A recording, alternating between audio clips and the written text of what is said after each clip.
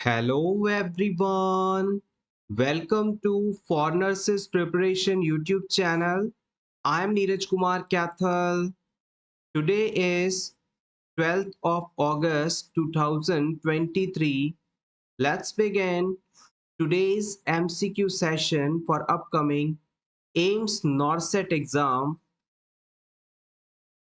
Our first question is the increase in basal body temperature after ovulation is due to किसी women में ovulation के बाद body temperature बढ़ जाता है, ये किसकी वजह से होता है?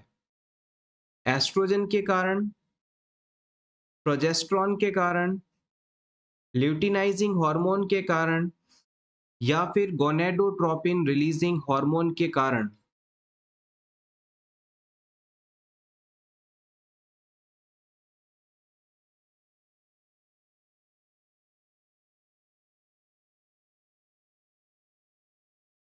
The correct answer is option B, progesterone. Next, menstrual cycle से 14 डेज पहले ओव्यूलेशन होता है यानी oocyte रिलीज किया जाता है। अगर इस दिन सेक्सुअल इंटरकोर्स किया जाए तो कंसीव करने के मैक्सिमम चांस होते हैं। ओव्यूलेशन के बाद ओवरीज के अंदर जो कॉर्पस ल्यूटियम होती है वो प्रोजेस्टेरॉन का सिक्रीशन करती है और ये प्रोजेस्टेरॉन मेंस्ट्रुअल साइकिल की लूटियल फेज में बेसल बॉडी टेम्परेचर को बढ़ाने का काम करता है। अगर आपसे एग्जैक्ट पूछा जाए कि ये प्रोजेस्टेरॉन किस प्रकार से बॉडी टेम्परेचर को बढ़ाता है, तो आप बता सकते हैं कि जो प्रोजेस्टेरॉन है, इसके इफेक्ट से बॉडी के अंदर हीट का प्रोडक्शन होने लगता है, जिसकी वजह से बेसल बॉडी टेम्परेचर बढ़ जाता है। Basal body temperature rises due to the thermogenic effect of progesterone on the body. Next question is code blue is used in this situation. Hospital में इनमें से कौन सी कंडीशन के होने पर आप कोड ब्लू एक्टिवेट कर सकते हैं? बॉम्ब थ्रेट होने पर, यानी हॉस्पिटल में अगर कोई बम लगा दिया जाए तो किसी क्लाइंट को कार्डियक अरेस्ट आ जाए यानी हार्ट अटैक आ जाए, तो हॉस्पिटल में यदि आग लग जाए, फायर हो जाए, तो option D, infant child abduction, अगर कोई बच्चा मिसिंग है तो।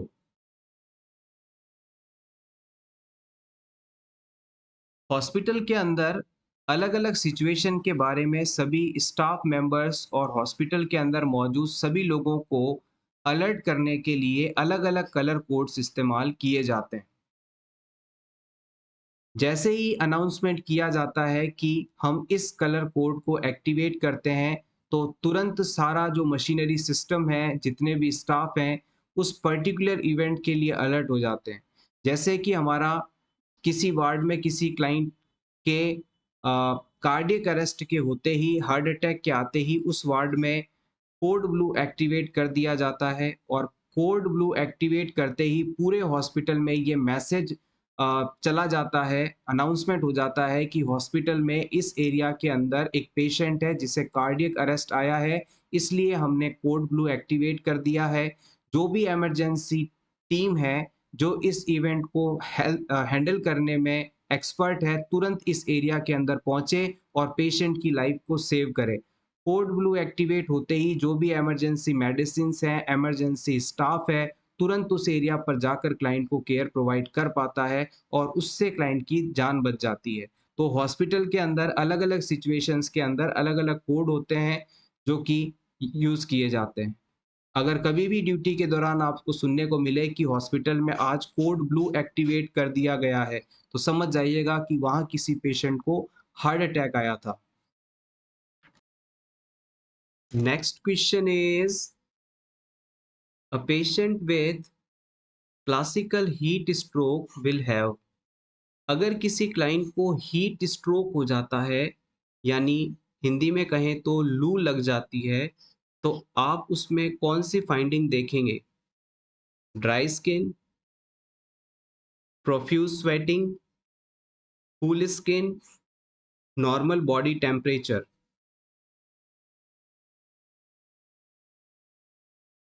Option A is correct. इस पेशेंट के अंदर आपको ड्राई स्किन देखने को मिलेगी। Next question is glenohumeral joint is also called. Glenohumeral joint को आप और किस नाम से भी जानते हैं? Hip joint, shoulder joint, knee joint या फिर एल्बो जॉइंट।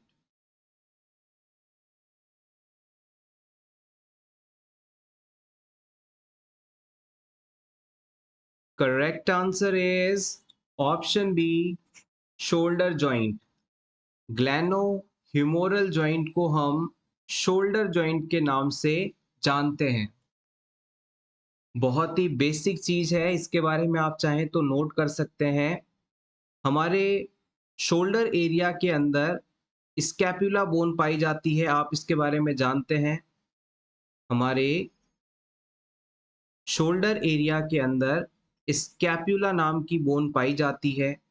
इसे आप शोल्डर ब्लेड के नाम से भी जानते हैं।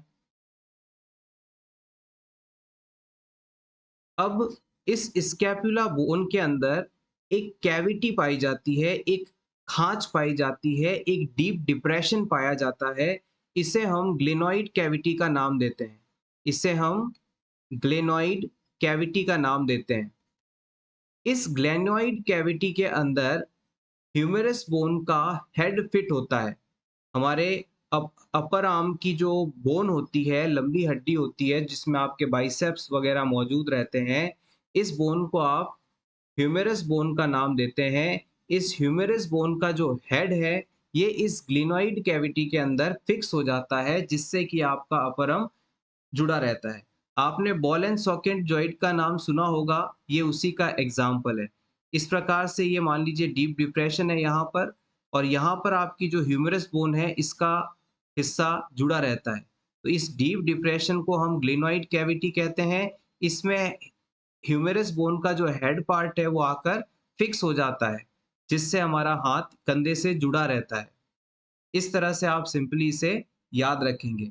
और इस बॉल एंड सॉकेट टाइप के जॉइंट के अंदर वाइड रेंज ऑफ मोशन संभव हो सकता है। यानी आप अपने हाथ को चाहे तो फ्लेक्स कर सकते हैं, एक्सटेंड कर सकते हैं, एबडक्शन कर सकते हैं, एडक्शन कर सकते हैं, रोटेशन कर सकते हैं। किसी भी प्रकार की मूवमेंट यहाँ पर पॉसिबल होती है।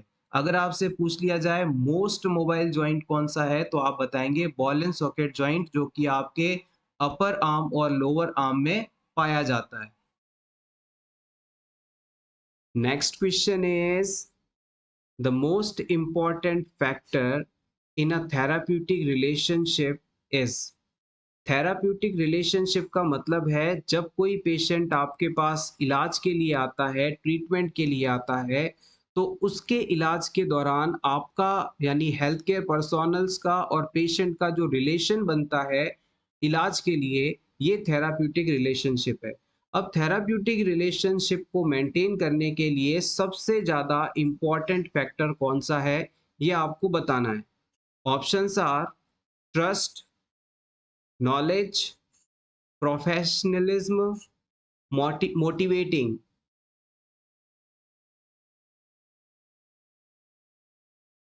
जब भी आप अपने पेशेंट के साथ थेराप्यूटिक रिलेशनशिप बनाएंगे, तो आपको इन सभी चीज़ों को ध्यान रखना है। सबसे पहले तो रैपोर्ट, उसके बाद में रेस्पेक्ट, उसके बाद में जेन्युइननेस, उसके बाद में वार्मथ, उसके बाद में एम्पैथी, और फाइनली जो कि इस क्वेश्चन का आंसर है वो है ट्रस्ट, जो कि मुझे लगता है सबसे फर्स्ट नंबर पर होना चाहिए। जब तक डॉक्टर के ऊपर पेशेंट का ट्रस्ट नहीं होगा, या डॉक्टर को पेशेंट पे ट्रस्ट नहीं होगा कि ये मुझे सब चीजें सही बता रहा है, तब तक पेशेंट का इलाज नहीं हो सकता, यानी कि थेराप्यूटिक रिलेशनशिप नहीं बन सकती।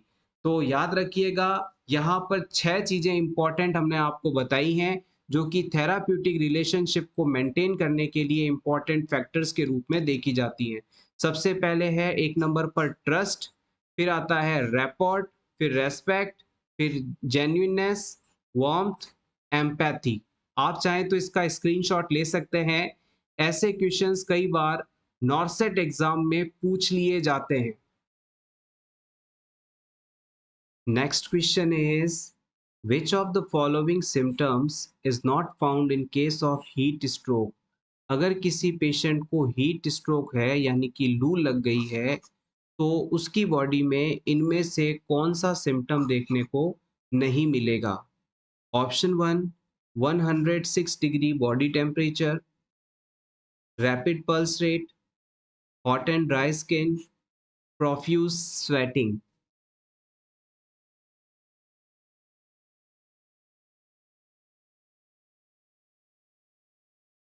Correct answer is option D, profuse sweating.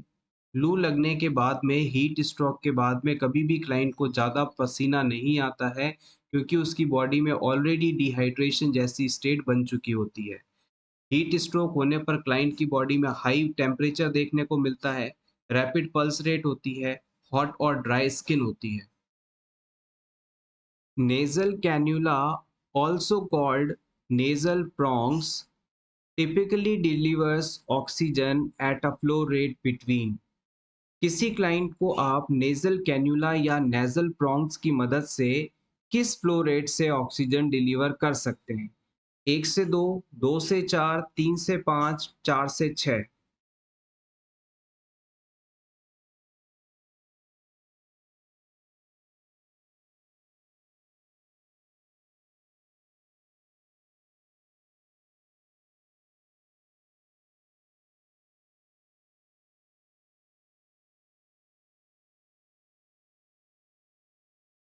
इस प्रकार की ये स्ट्रक्चर होती है नेजल प्रॉन्ग्स या नेजल कैन्यूला।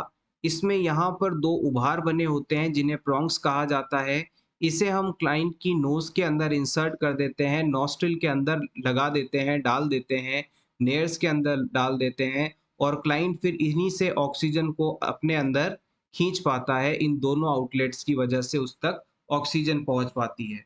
इस नेजल प्रॉन्ग डिवाइस की मदद से आप 2 से 4 लीटर्स पर मिनट की रेट से ऑक्सीजन डिलीवर कर सकते हैं। ये question previous nursing competitive exams में पूछा गया है। आप इसे जरूर नोट डाउन कर लें या इसका स्क्रीनशॉट ले लें। नेजल कैन्युला से आप 2 से 4 लीटर्स पर मिनट की रेट से ऑक्सीजन डिलीवर करवा सकते हैं। Next question is, which of the following food items are recommended for clear liquid diet except? इस वर्ड को प्लीज इग्नोर ना करें। इसके आने के बाद बहुत ज़्यादा आपको कॉन्शियसली क्वेश्चन को समझकर आंसर करना है। ये आपका एक नंबर चुरा सकता है। So always read the question very calmly and completely. इस क्वेश्चन में आपसे पूछा जा रहा है, इनमें से कौन सा ऑप्शन क्लियर लिक्विड डाइट वाले फूड को नहीं बताता है? यहाँ पर 3 ऑप्शंस के अंदर clear liquid diet food items हैं, एक नहीं है। वो कौन सा नहीं है ये आप सेलेक्ट करें। Options are black coffee and tea, plain gelatin, clear juice and ices, milk and ice creams.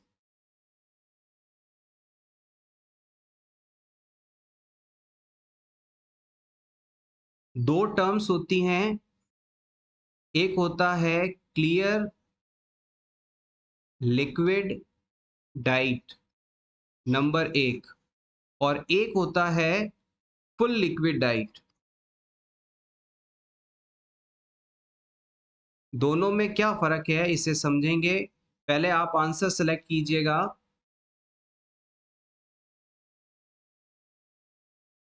अगर आपसे कोई कहे कि पेशेंट को क्लियर लिक्विड डाइट देनी है, तो आप उसे ब्लैक कॉफी दे सकते हैं, टी दे सकते हैं, प्लेन जिलेटिन दे सकते हैं, क्लियर जूसेस पिला सकते हैं, आइस दे सकते हैं।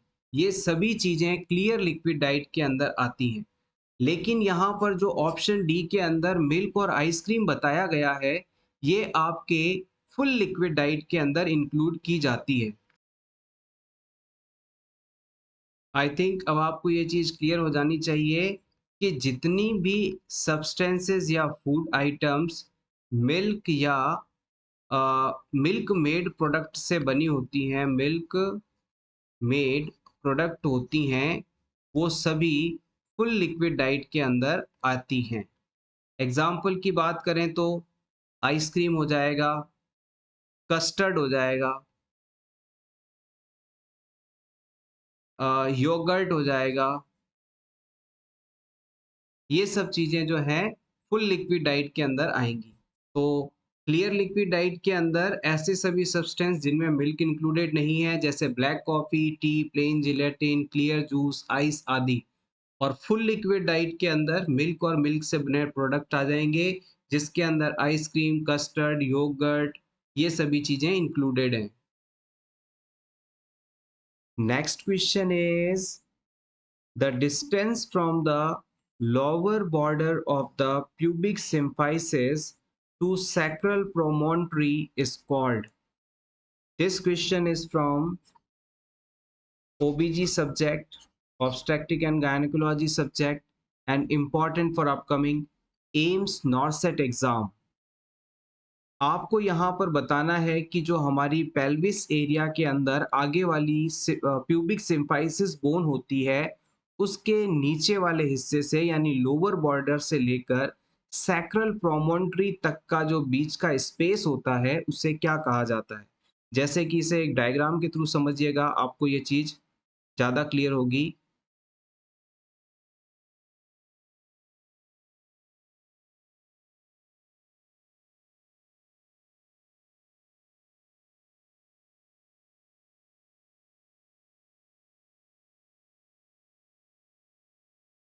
ये मान लीजिए किसी फीमेल के पेल्विक एरिया का लैटरल व्यू है, यानी कि फीमेल को आपने बिल्कुल सीधे पोजीशन में खड़ा कर रखा है और आप उसे साइड से देख रहे हैं।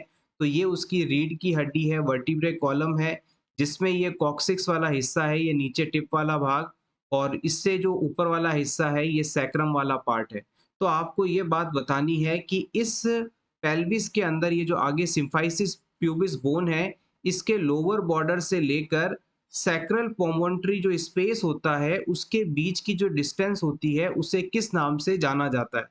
हमारे रीढ़ की हड्डी के सैक्रल प्रोमोन्टरी पार्ट से लेकर पेल्विस के आगे वाले जो बोन का हिस्सा है, जिसे प्यूबिस सिम्फाइसिस कहते हैं, उसके लोअर बॉर्डर से लेकर पीछे तक की जो इमेजिनरी लाइन बनी रही है, इसे आप किस नाम से जानते हैं?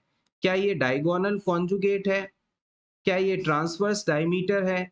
क्या ये ऑब्लिक डायमीटर है? या फिर एंटीरियो पोस्टीरियर डायमीटर है?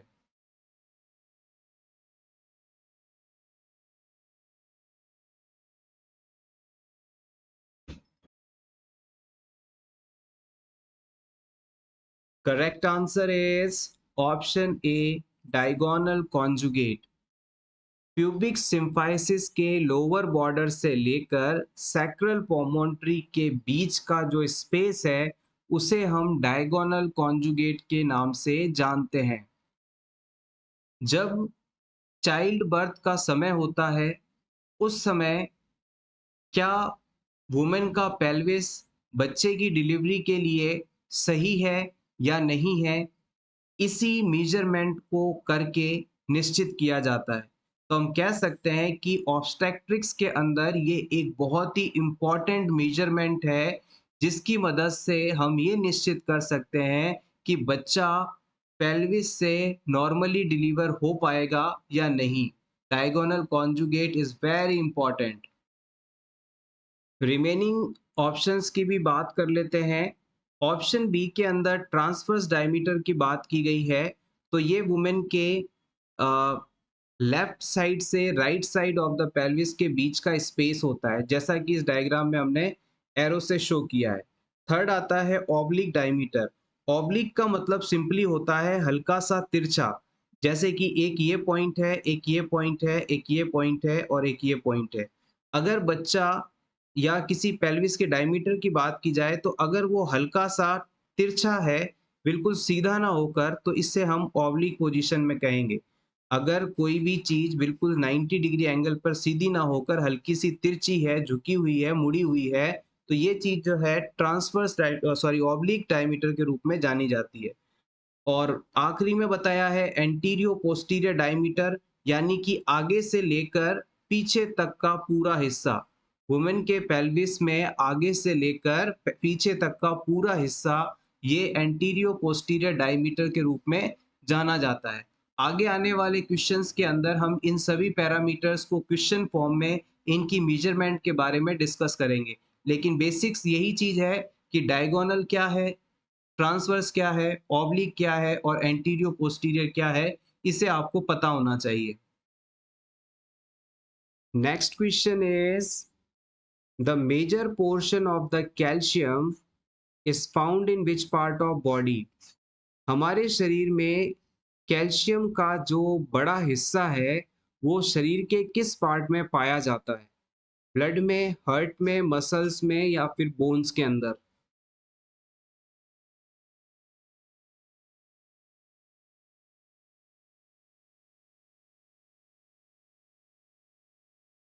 Correct answer is option D, bones. हमारे शरीर में जो स्टोर्ड कैल्शियम है वो मेनली बोन्स के अंदर रहता है। हमारे शरीर में कैल्शियम हमारी बोन के अंदर स्टोर्ड रहता है और हमारे शरीर में कैल्शियम का जो नॉर्मल लेवल है वो 8 टू 10 के बीच में होना चाहिए। Next question is an important aspect of nurse patient relationship is. Hospital में आए पेशेंट के साथ नर्स की जो रिलेशनशिप होनी चाहिए वो किस एस्पेक्ट में होनी चाहिए, ये आपको सेलेक्ट करना है। Therapeutic, personal, social, casual?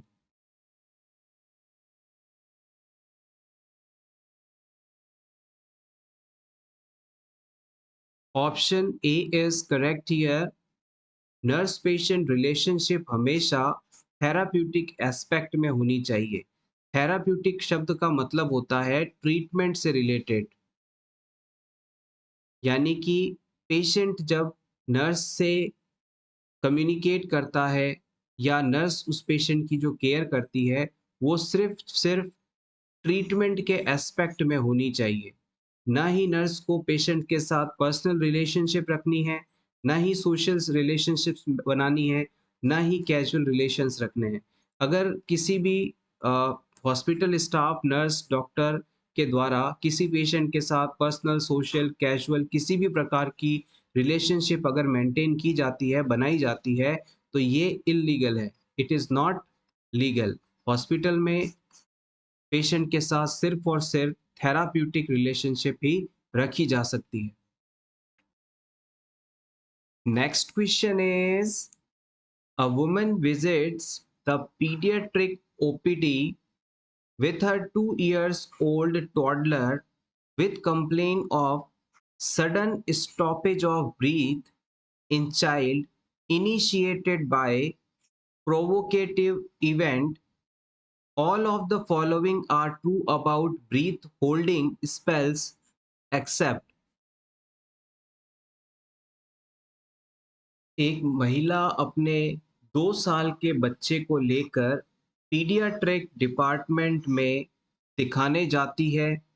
ये वुमेन बताती है कि कुछ विशेष घटनाओं के होने पर, कुछ विशेष प्रोवोकेटिव इवेंट्स के द्वारा बच्चे में अचानक से सांसें रुक जाती हैं, रेस्पिरेशन सीजेशन हो जाता है, स्टॉपेज ऑफ ब्रीथ हो जाता है।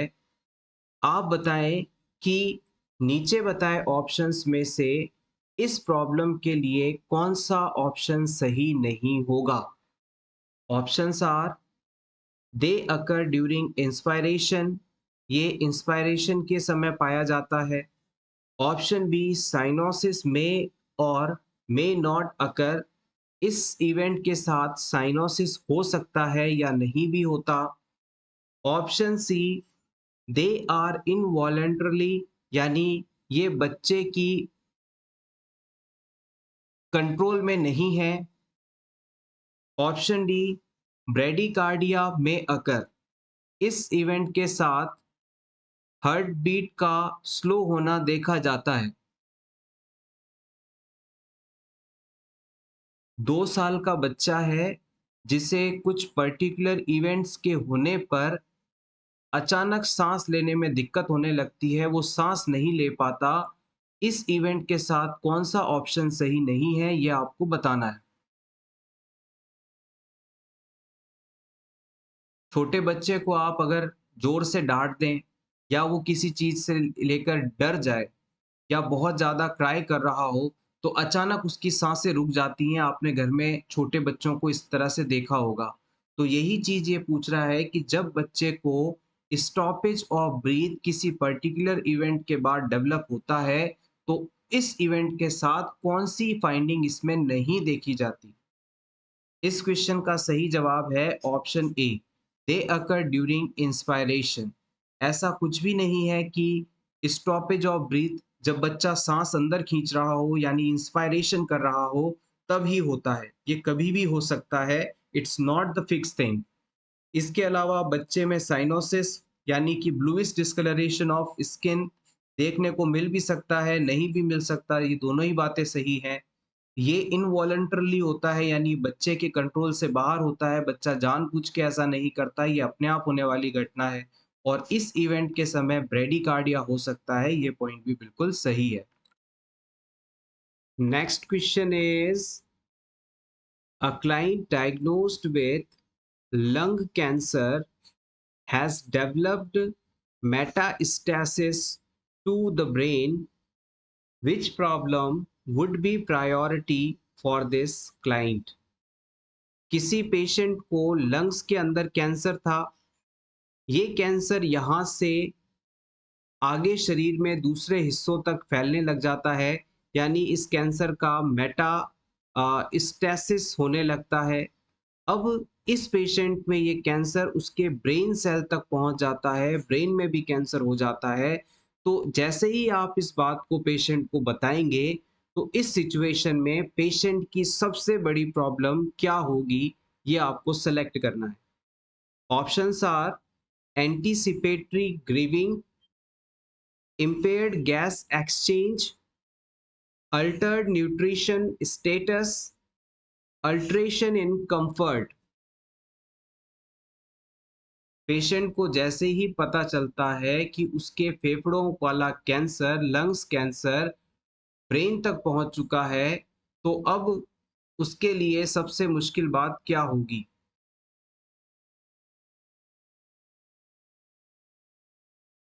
देखिए, सिंपल सी चीज है।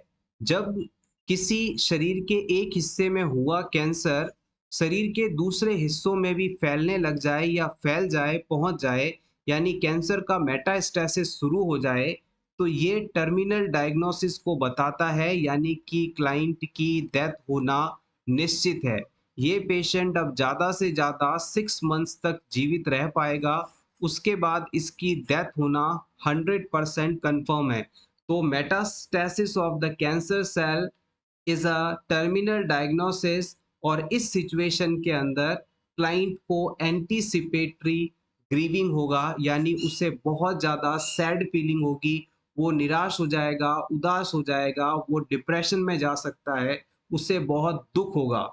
एंटीसिपेटरी ग्रीविंग का मतलब होता है कि जब आपको पता है कि आपको कोई लॉस होने वाला है, तो उस लॉस से पहले आप टेंशन में आ जाते हैं, सैड हो जाते हैं, परेशान हो जाते हैं, ग्रीव में आ जाते हैं, दुख में आ जाते हैं। तो ये चीज ही एंटीसिपेटरी ग्रीविंग है, क्योंकि इस पेशेंट को पता है कि अब वो ज्यादा से ज्यादा 6 मंथ तक ही सरवाइव कर पाएगा, उसके बाद उसकी डेथ होना निश्चित है। तो इस सिचुएशन का पता चलते ही उसके अंदर एंटीसिपेटरी ग्रीविंग होगा, जो इसके लिए सबसे बड़ा प्रॉब्लम के रूप में देखा जाएगा। इसके अलावा इम्पेयर्ड गैस एक्सचेंज यहाँ नहीं होगा, अल्टर्ड न्यूट्रिशन स्टेटस पहले से ही है, अल्टरनेशन इज कंफर्ट डिजीज की शुरुआत से ही हो रहा है। तो ये सभी प्रॉब्लम्स यहाँ पर ज्यादा इंपॉर्टेंट नहीं है। Next question. A farmer came into emergency room with blood pressure 80 by 60 mm of Hg and a history of vomiting symptoms indicating. आपके पास एक किसान इमरजेंसी वार्ड में आता है। इस पेशेंट का ब्लड प्रेशर चेक करने पर आपको 80 बाई 60 मिलता है और ये पेशेंट बताता है कि उसे सीवियर वॉमिटिंग हो रही है, बहुत ज़्यादा वॉमिटिंग हो रही है। तो इस पेशेंट में कौन-सी कंडीशन हो सकती है? क्या इसे सीवियर डिहाइड्रेशन है, एनाफाइलैक्टिक शॉक है, माइल्ड डिहाइड्रेशन है या रीनल फेलियर है?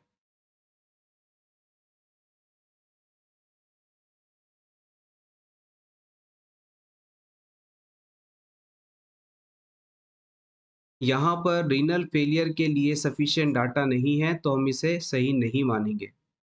क्लाइंट को एनाफाइलैक्टिक शॉक होने के लिए भी यहाँ पर कोई एविडेंस नहीं है। अगर क्लाइंट के साथ ये होता कि उसने खेतों में फर्टिलाइज़र्स या कोई केमिकल स्प्रे कर रहा था, उसके बाद अचानक उसका ब्लड प्रेशर इतना कम हो गया, तो वो एनाफाइलैक्टिक शॉक हो सकता था।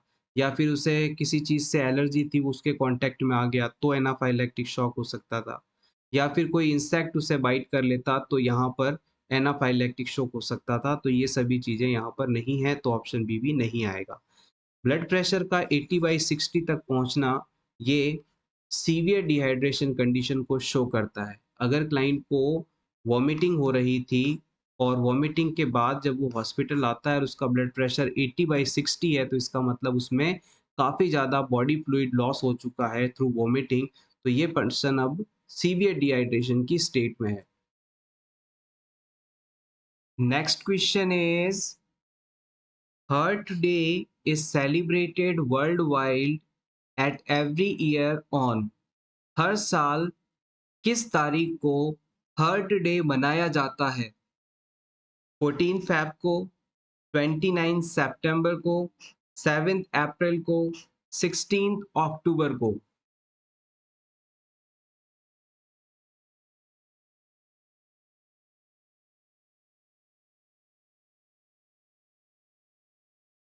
Correct answer is option B.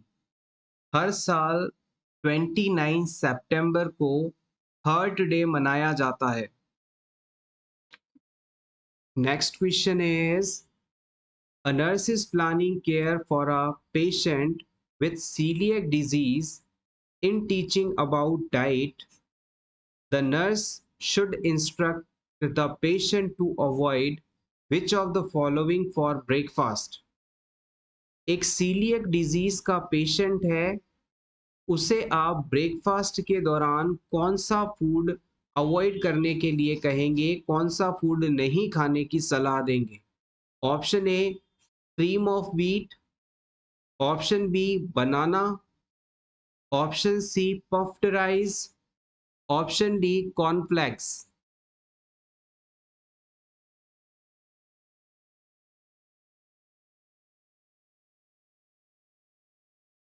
This question is important.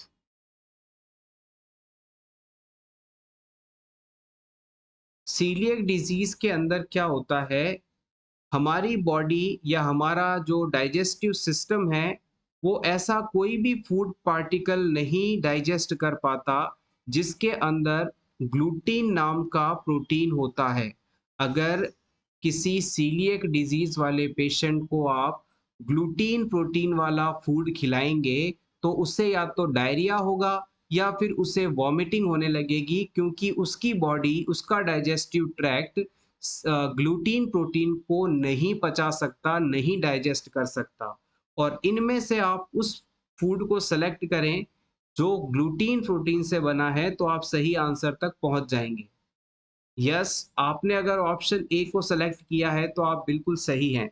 आप चाहें तो इस चीज़ को नोट कर सकते हैं, जितनी भी व्हीट से बनी चीज़ें हैं, गेहूँ से बनी चीज़ें हैं या फिर बार्ले से बनी चीज़ें हैं, ओट से बनी चीज़ें हैं और रे से बनी चीज़ें हैं, ये सभी आप हमेशा अवॉइड करें अगर आपको सीलियक डिजीज़ है, क्योंकि इन सब के अंदर ग्लूटीन नाम का प्रोटीन होता है। वीट, बार्ले, ओट्स, रे, इन सब के अंदर ग्लूटीन प्रोटीन होता है और इस प्रोटीन को सीलिएक डिजीज के दौरान पेशेंट पचा नहीं सकता, इसलिए हम उसे ब्रेकफास्ट के दौरान क्रीम ऑफ व्हीट जो कि व्हीट से बना हुआ है उसे अवॉइड करने की सलाह देते हैं। इसके अलावा बनाना, पफ्ड राइस और कॉर्नफ्लेक्स ये सभी चीजें इस पेशेंट को खाने के लिए अलाउ कर सकते हैं। Next question is we will assess which lab value in renal failure patient। हम किडनी फेलियर या रीनल फेलियर वाले पेशेंट में कौन सी वैल्यू चेक करते हैं?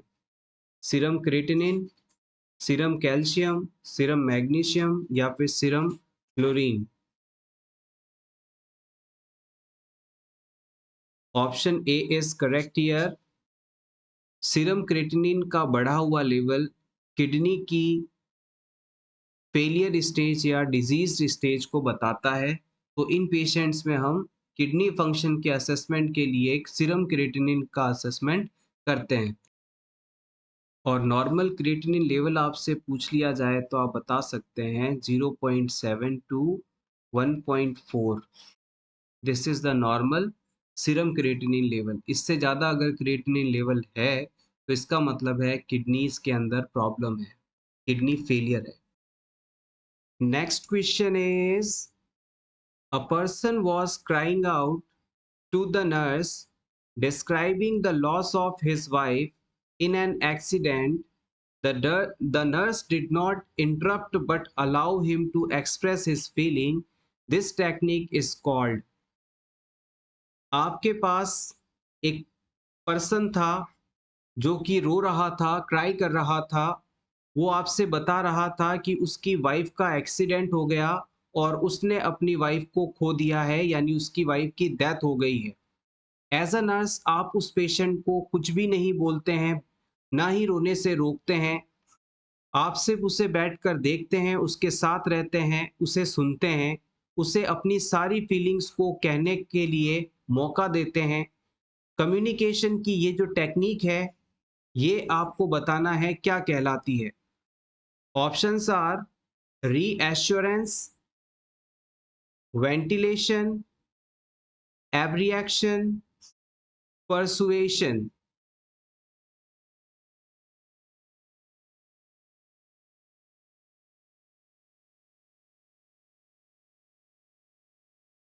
इंपॉर्टेंट चीज है, yes, option C abreaction is absolutely correct here. जब आप किसी पर्सन को मौका देते हैं कि वो अपने इमोशंस को, जो कि प्रीवियसली किसी इमोशनल घटना के कारण बने हैं, उन्हें एक्सप्रेस करने का मौका देते हैं, तो ये चीज़ एब्रिएक्शन कहलाती है। जब क्लाइंट अपनी फीलिंग्स को, अपने इमोशंस को एक्सप्रेस कर देता है, तो ये चीज़ जो है एब्रिएक्शन टर्म द्वारा बताई जाती है। रीएश्योरेंस का मतलब होता है उसे रीएश्योर करना, मतलब भरोसा दिलाना कि सब ठीक हो जाएगा।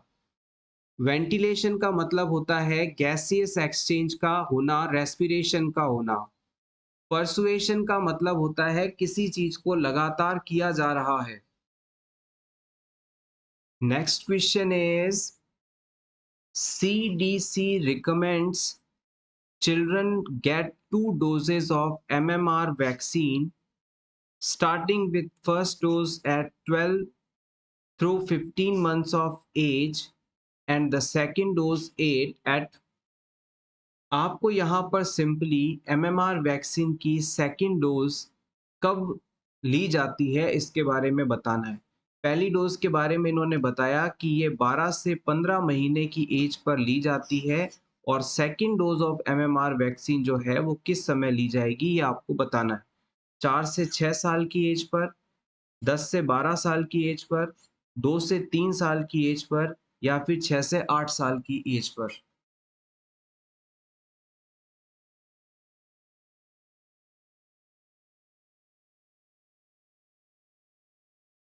मीजल्स, मम्स, रूबेला, इन 3 डिजीज से प्रिवेंशन के लिए एमएमआर वैक्सीन लगाई जाती है और इसकी जो सेकेंड डोज है वो अराउंड 4 to 6 इयर्स की एज पर दी जाती है। Option A is correct. जब इस वैक्सीन की आप पहली डोज लगाते हैं 12 से 15 महीने की उम्र पर, तब ये बच्चे को इनिशियल प्रोटेक्शन देता है और उसके बाद जब सेकंड डोज आप लगाते हैं 4 से 6 साल की एज पर, तो ये बूस्टर डोज की तरह रूप में काम करता है और बूस्टर डोज देने से लॉन्ग लास्टिंग इम्यूनिटी डेवलप होती है, यानी लंबे समय तक बच्चे में इन डिजीज से प्रोटेक्शन मिल जाती है। Next question is, you are giving dextrose 50% to a patient IV, all are complications except। किसी पेशेंट को आप यदि डेक्सट्रोज 50% दे रहे हो तो उनमें इस आईवी फ्लूइड के कारण कौन सा कॉम्प्लिकेशन नहीं हो सकता, ये आपको बताना है। एक्सेप्ट का क्वेश्चन है oedema, renal failure, hyperglycaemia, thrombophlebitis.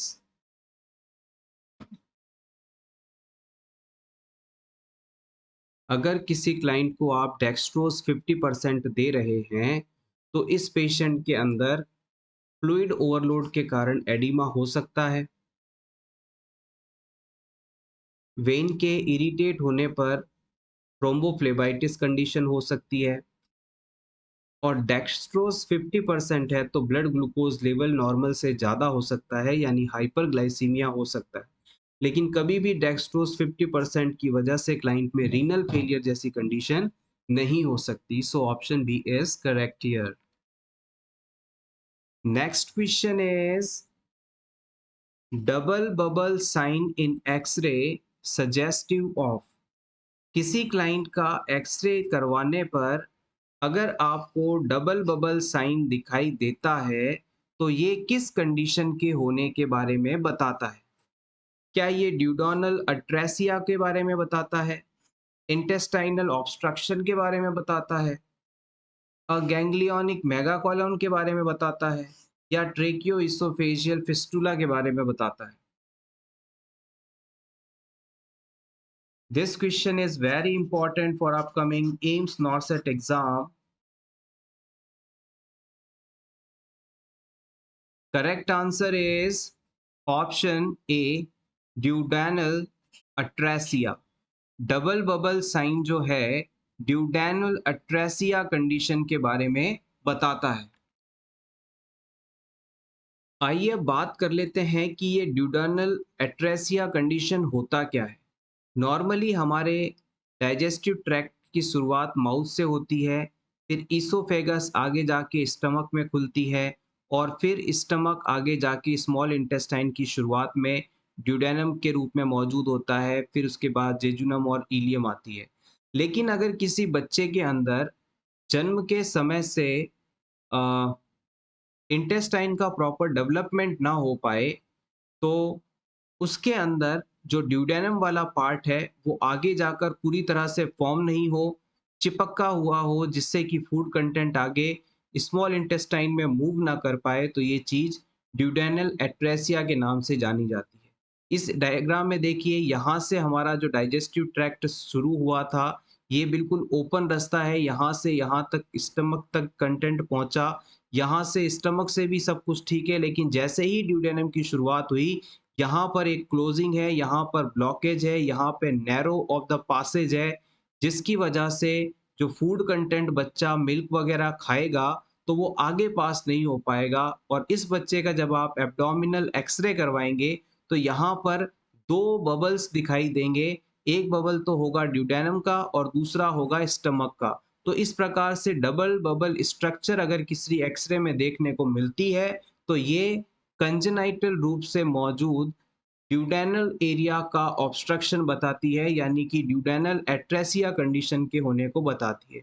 एक बार फिर से समझ लीजिएगा, अगर किसी बच्चे में स्मॉल इंटेस्टाइन का जो सबसे पहला हिस्सा है वो प्रॉपरली डेवलप नहीं हो पा रहा आया हो, जिससे कि उस हिस्से से फूड आगे शिफ्ट हो सके, तो ये कंडीशन ड्यूडेनल एट्रेसिया कहलाती है। एट्रेसिया का मतलब आप नैरोविंग या स्टॉपेज समझ सकते हैं, यानी ड्यूडेनल एरिया पूरी तरह से खुला नहीं है, उसमें ऑब्स्ट्रक्शन है, रुकावट है, जिससे फूड आगे नहीं जा सकता। ये कंडीशन है ड्यूडेनल एट्रेसिया का।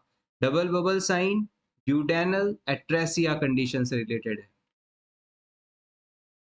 Next question is all of the following are clinical features of carcinoma of cervix except अगर किसी फीमेल को सर्विक्स एरिया में कैंसर हो जाता है तो उसमें इनमें से कौन सा फाइंडिंग देखने को नहीं मिलेगा, ये आपको बताना है। एक्सेप्ट वाला क्वेश्चन है, गौर से आंसर दीजिएगा। Option A bleeding in between periods, periods के बीच में ही ब्लीडिंग का होना। ऑफेंसिव वेजाइनल डिस्चार्ज, वेजाइना से कुछ सिक्रीशंस निकलेंगे, कुछ डिस्चार्ज होगा जो कि बहुत ही ज्यादा बदबूदार होगा, ओडोरस होगा, ऑफेंसिव होगा। ऑप्शन सी है लो बैक पेन, यानी कमर के नीचे वाले हिस्से में पीछे की तरफ दर्द होगा। ऑप्शन फोर मिस्ड पीरियड्स, यानी पीरियड्स नहीं आएंगे।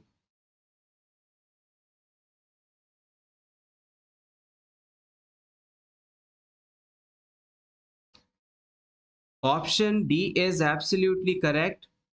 अगर किसी वुमेन को कैंसर ऑफ सर्विक्स है, कार्सिनोमा ऑफ सर्विक्स है, तो उसमें पीरियड्स आते हैं, मेंस्ट्रुएशन साइकिल लगातार चलता रहता है, उसके पीरियड रुकते नहीं हैं, पीरियड्स चलते रहते हैं। इसके अलावा पीरियड्स के बीच में ब्लीडिंग होगी, ये बात बिल्कुल सही है। ऑफेंसिव वेजाइनल डिस्चार्ज भी होता है, लो बैक पेन भी देखने को मिलता है। Next question is in communicating with patients the word rapport means, patients के साथ कम्युनिकेट करते समय रैपोर्ट शब्द का इस्तेमाल किस बारे में बताता है। Option A to discuss problems and treatment with patient, patient के साथ क्या प्रॉब्लम्स हैं और उनका क्या ट्रीटमेंट है, इसके बारे में डिस्कस करना। Option B to report the patient's feeling to doctor, patient की फीलिंग्स के बारे में डॉक्टर को इन्फॉर्म करना। Option C to understand the patient, patients को समझना। Option D to show genuine feeling of goodwill, patient की फीलिंग्स को जेन्युइनली समझ पाना अच्छी विल के साथ।